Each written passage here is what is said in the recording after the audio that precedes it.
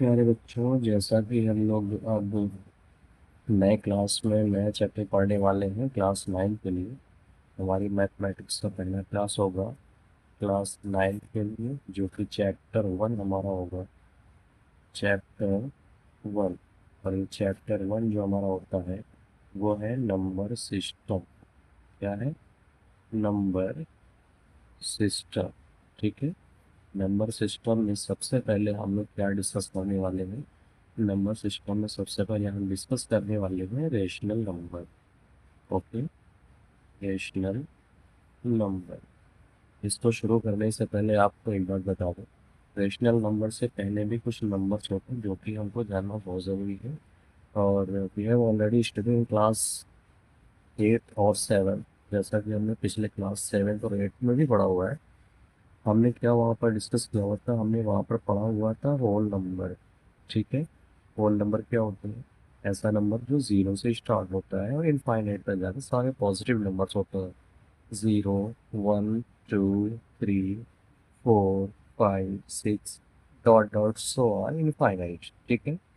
इसके बाद हमारा नेक्स्ट नंबर आता है नेचुरल नंबर। नेचुरल नंबर, ये भी आपको पता होगा। नेचुरल नंबर, इसको हम एक दूसरे नाम से भी जानते हैं, जो होता है काउंटिंग नंबर। काउंटिंग नंबर के नाम से भी हम इसको जानते हैं। और ये होता है हमारा 1 से स्टार्ट होता है। 1, 2, 3, 4, 5, 6, 7, dot dot so on infinite. Okay. इसके बाद हमारे कुछ और भी नंबर्स आते हैं, जैसे हमारे नंबर्स होते हैं ऑड नंबर्स। ऑड नंबर होता है ऐसा नंबर जो 2 से डिविजिबल ना हो, अ number that can not be divisible by 2, like 1, 3, 5, 7, 9, 11, 13, 15, 17, 19, dot dot so on infinite. इसके जस्ट बाद हमारा नेक्स्ट नंबर आता है even number. Even number, a number that can be divisible by, that can be completely divisible by, like 2, 4, 6, 8, 10, 12, 14, 16, dot dot so on infinite. इसमें और भी numbers आते हैं। Prime number. प्राइम नंबर क्या होते हैं? A number in which maximum two factor like 2, 3, 5, 7, 11, 13, 17, 19, 23, dot dot so on infinite. Composite number. Composite number. Composite number क्या होते हैं? कंपोजिट नंबर ऐसे नंबर होते हैं जिनमें मिनिमम 3 फैक्टर्स होते हैं। A number in which minimum 3 factors like 4, 6, 8, 9, 10, 12, 14, 15, dot dot so on infinite. ठीक है। ये सभी नंबर्स हमारे पास हुए। एक और नंबर हमारे पास होता है जिसे हम इंटीजर के नाम से जानते हैं। इंटीजर के नाम से collection of all negative numbers. Infinite dot dot -5, -4, -3, -2, -1, 0, 1, 2, 3, 4, 5, dot dot infinite. आप देख रहे हैं सारे नेगेटिव नंबर्स यहाँ पर है, सभी पॉजिटिव नंबर है और ज़ीरो भी है। तो हम इसको कह सकते हैं collection of all positive and negative number. Negative numbers with zero is called integer. ठीक है। ये चीज़ आपको जानकारी होनी चाहिए। ओके। नाउ नेक्स्ट, इसके बाद हमारे इसके जस्ट बाद आता है, जो कि हम इस आगे लेवल में पढ़ने वाले हैं। मेन हमारा जो टॉपिक है वो है हमारा रेशनल नंबर। तो हम यहाँ से पढ़ेंगे रेशनल नंबर। हमारा आएगा रेशनल नंबर। हमें इंटीजर्स के बारे में नॉलेज होनी चाहिए। ठीक है। इंटीजर हमारे क्या होता है? Collection of all positive numbers and all negative numbers with zero is called integer. Integer के बारे में हमें जानकारी होनी चाहिए, तभी हम अपने रेशनल नंबर को डिफाइन कर पाते हैं। ओके, रेशनल नंबर होता क्या है? A number, a number that can be written written in the form of p upon q।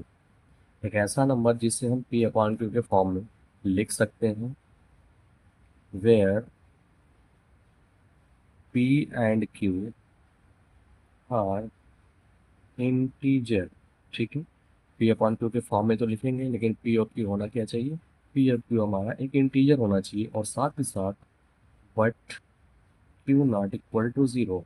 मतलब हम कोई सा भी नंबर ऐसा लिखते हैं p अपॉन q में, q के फॉर्म में, जैसे हमने लिख लिया एग्जाम्पल 2/3। ठीक है, -2/3, 2/-3, -2/-3। आप इसमें देख रहे हैं 2/3, 2 भी हमारा इंटीजर है, 3 भी हमारा इंटीजर है, तो p अपॉन क्यू के फॉर्म में है। 2 और 3 p अपॉन क्यू के फॉर्म में, 2 भी इंटीजर है, 3 भी इंटीजर है। -2/3 ये भी हमारा p अपॉन क्यू के फॉर्म में है, यहाँ पर -2 भी इंटीजर है, 3 भी इंटीजर है। ठीक है, 2/-3 ऊपर वाला भी इंटीजर है, नीचे वाला भी इंटीजर है। -2/-3 दोनों इसमें इंटीजर है, लेकिन हम इसको 0/5 भी लिख सकते हैं। क्या बोला है? A number that can be written in the form of p upon Q.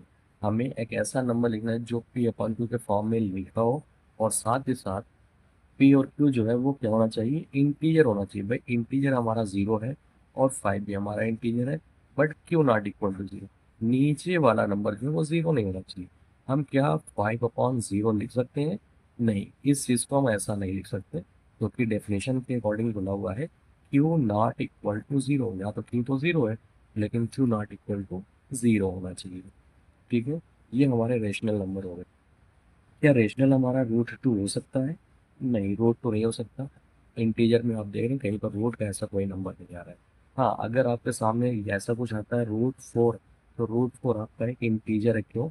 कि रूट 4 एक आपका परफेक्ट स्क्वायर है, और रूट 4 का हम फैक्टराइज करके root square root find out करेंगे, तो ये 2 आएगा। 2 इज आल्सो अ इंटीजर। ठीक है, और 2 को हम 2/1 कर सकते हैं, ये p/q के फॉर्म में हो गया।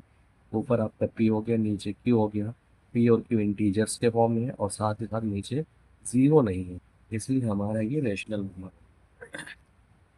ठीक है, साथ ही साथ इसमें एक चीज़ और हम लोग डिस्कस करने वाले हैं, रेशनल नंबर के बीच में, between two given rational number. एक क्वेश्चन यहाँ पर बनता है कि how many how many how many rational number how many rational number can we find between two given rational number. Question ये कि how many rational number can we find between two given rational number. तो दिए हुए rational number के बीच में हम कितने रेशनल नंबर फाइंड कर सकते हैं? तो इसका एक सीधा सा आंसर होगा इनफाइनाइट। ठीक है, इनफाइनाइट रेशनल नंबर, क्योंकि हमने इस तरह का क्वेश्चन क्लास 7 में भी पढ़ा हुआ है, और क्लास 8 में भी हमने डिस्कस किया हुआ है कि दो दिए हुए रेशनल नंबर के बीच में हम कितने रेशनल नंबर फाइंड कर सकते हैं। तो इसका सीधा सा आंसर होगा infinite rational number we can find between two given rational numbers. Okay, now let's start exercise 1.1. Okay, exercise 1.1 आपको बता दें इसके लिए, एक्सरसाइज 1.1 में जो हमारी क्लास 11 की एक्सरसाइज एनसीईआरटी की एक्सरसाइज एक्सरसाइज 1.1 का पहला क्वेश्चन है। फर्स्ट क्वेश्चन है, is is zero a rational number? Zero a rational number, क्या जीरो एक रेशनल नंबर है? और साथ ही साथ can you can you right it in the form of p upon Q? क्या हम इसे पी अपॉन क्यू के फॉर्म में राइट कर सकते हैं, लिख सकते हैं? और साथ ही साथ where where p and q p and q are integer, और पी और क्यू के फॉर्म में जब लिखेंगे तो पी और क्यू क्या होना चाहिए, इंटीजर होना चाहिए। P and q are integer and q not equal to zero, ठीक है। और क्यू जो है वो ज़ीरो नहीं होना चाहिए। तो हमारा आंसर जो होगा, हमारा सॉल्यूशन जो होगा, ये सीधा सा होगा कि यस यस, ज़ीरो को हम पी अपॉन क्यू के फॉर्म में राइट कर सकते हैं। We can write we can write we can write zero in the form of p upon q. Example zero, ठीक है। ज़ीरो को हम लिख सकते हैं ज़ीरो अपॉन वन। ज़ीरो जो है पी की पोजीशन में हो गया, और वन जो है क्यू की पोजीशन में हो गया, और q not equal to zero हो गया, ठीक है। तो हम ज़ीरो को ज़ीरो अपॉन वन यानी कि रेशनल नंबर के फॉर्म में लिख सकते हैं। ओके, तो ठीक है, क्वेश्चन नंबर 2 देखते हैं हम लोग। क्वेश्चन 2 कह रहा है find five rational number, find five rational numbers rational numbers between between between 3 and 4। मतलब यहाँ पर दिया हुआ है कि 3 और 4 के बीच में हमें five five rational number find करना है। Find five rational number between 3 and 4, ठीक है। तो 3 और 4 के बीच में सॉल्यूशन में हम क्या करेंगे कि हमारा 3 and 4 दिया हुआ है, इसमें डेनोमिनेटर कुछ नहीं, हम क्या करते हैं इसका डेनोमिनेटर वन बना लेते हैं, क्योंकि दोनों पी अपान क्यू के फॉर्म में हो गया और दोनों रेशनल नंबर के फॉर्म में हो गया, ठीक है। अभी क्या करता है, हमें फाइव रेशनल नंबर फाइंड करना है, तो हम क्या करेंगे 5 + 1 = 6 कर लेंगे, ठीक है। अब भी हम क्या करते हैं सिक्स से दोनों रेशनल नंबर में मल्टीप्लाई करते हैं। ये हो जाएगा 3/1 × 6, और दूसरा है 4/1, इसमें भी हम 6 से इंटू करेंगे। तो हमारा हो जाएगा ये 18/6, और दूसरा है 24/6। अब आप देख रहे हैं इन दोनों के बीच में फाइव रेशनल नंबर 18/6 के बाद आएगा हमारा 19/6, 20/6, 21/6, 22/6, 23/6 और 24/6। आप देख रहे हैं 18 and 24 के बीच में हमारी 1 2 3 4 5 फाइव रेशनल नंबर हो गए, ठीक है। बिल्कुल इसी तरह इसके बाद क्वेश्चन नंबर 3 हमारे पास आ रहा है। क्वेश्चन 3 कह रहे फाइंड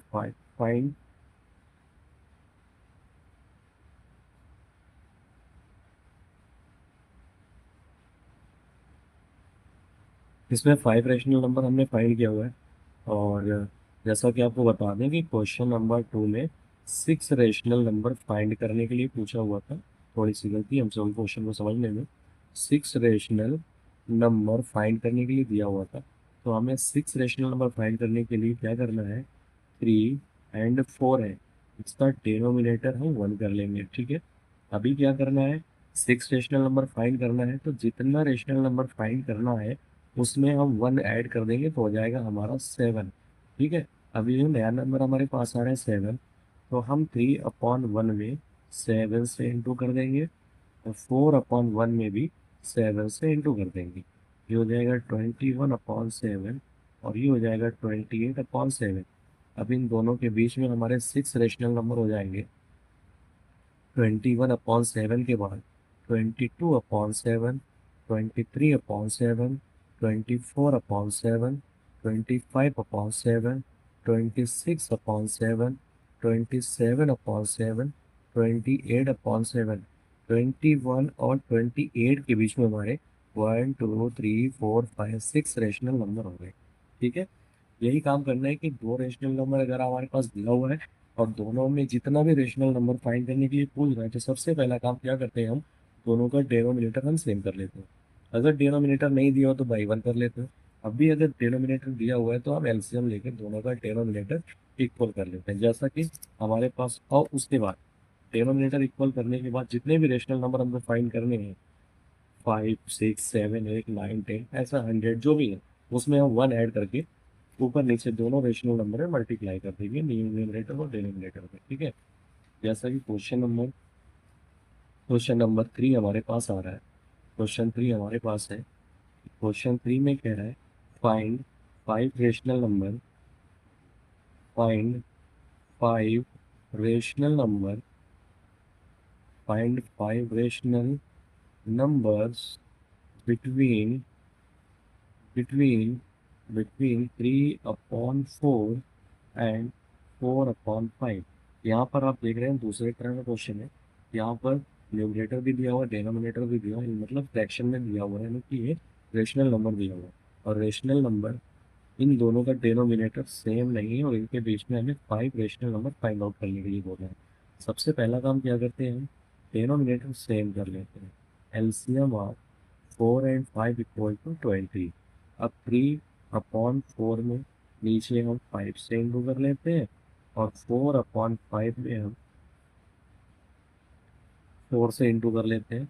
तो हमारा हो जाता है ये 15/20 और ये 16/20, ठीक है। ये हमारा उनका आ गया नया फ्रैक्शन। अभी हमें कितना 5 रेशनल नंबर फाइंड करना है, तो हम 5 में 1 ऐड कर देंगे। 5 + 1 = हो गया 6, ठीक है।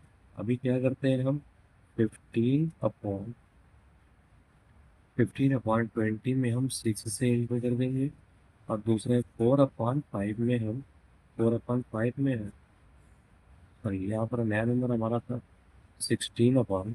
16/20 में हम यहाँ पर भी 6 से इंटू कर देंगे, ठीक है। तो हमारा हो गया 15 6 90 2 6 12 120। और दूसरा हो जाएगा 16 6 96/120। और इन दोनों के बीच में हमें वाइब्रेशन नंबर फाइंड करना था। 90/120 के बाद आएगा हमारा 91/120, 92/120, 93/120, 94/120, 95/120, 96/120। 90/120, 96/120 के बीच में हमारे 1 2 3 4 5 नंबर्स आ गए, ठीक है। ये हमारा तीसरा क्वेश्चन था। इसके बाद हमारा एक नेक्स्ट लास्ट क्वेश्चन इस एक्सरसाइज का आ रहा है। एक्सरसाइज का क्वेश्चन नंबर 4 है। उसमें हमको स्टेटमेंट को ट्रू और फॉल्स में कंसिडर करना है। हमें बताना है ट्रू एंड फॉल्स, ठीक है। तो हमारे पास जैसे पहला क्वेश्चन दिया हुआ है। पहला क्वेश्चन कह रहा है कि every natural number every natural number is a whole number. इसका क्या मतलब है, जितने भी नेचुरल नंबर हमारे हैं वो सभी होल नंबर हैं। हम क्या लिखते हैं, होल नंबर हमारे क्या होते हैं, 0 1 2 3 4 5 6 डॉट डॉट इनफाइनाइट। जितने भी नेचुरल नंबर हमारे हैं 1 से स्टार्ट होते हैं, ये सभी नेचुरल नंबर होल नंबर के अंदर आते हैं। इसलिए ये हमारा ये स्टेटमेंट सही होगा। इसको हम क्या कहेंगे, ट्रू। ये हमारा स्टेटमेंट ट्रू कहलाएगा, ठीक है। इसके बाद हमारा सेकंड क्वेश्चन आता है every integer every integer every integer is a whole number. कह रहे हैं कि जितने भी इंटीजर है वो सभी होल नंबर है। इंटीजर क्या होते हैं, हमारे सारे negative numbers, -5 dot dot infinite इधर भी हो सकते हैं, -4 -3 -2 -1 0 1 2 3 4 5 डॉट डॉट इनफाइनाइट। सभी इंटीजर्स हमारे होल नंबर्स हैं। क्या है, सभी इंटीजर, एवरी इंटीजर, ये तो हमारे कंप्लीटली इंटीजर है। क्या ये सभी होल नंबर तो हमारा यहाँ से शुरू होता है, जो कि ऐसा नहीं है, ये हमारा नहीं होगा ऐसा। इसलिए ये हमारा क्या होगा, फॉल्स हो जाएगा, ठीक है। ये हमारा क्या, ये स्टेटमेंट हमारा गलत है। इसके बाद थर्ड क्वेश्चन आता है every rational number every rational number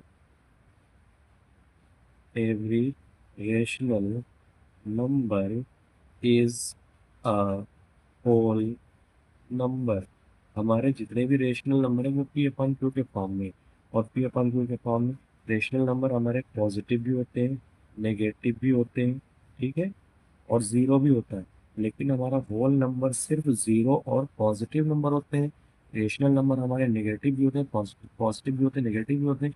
इसलिए ये वाला स्टेटमेंट कह रहा है कि जितने भी रेशनल नंबर है सभी होल नंबर है, सभी होल नंबर नहीं हो सकते, सभी रेशनल नंबर सभी होल नंबर नहीं हो सकते, क्योंकि होल नंबर हमारा सभी पॉजिटिव में आता है और ज़ीरो आता है।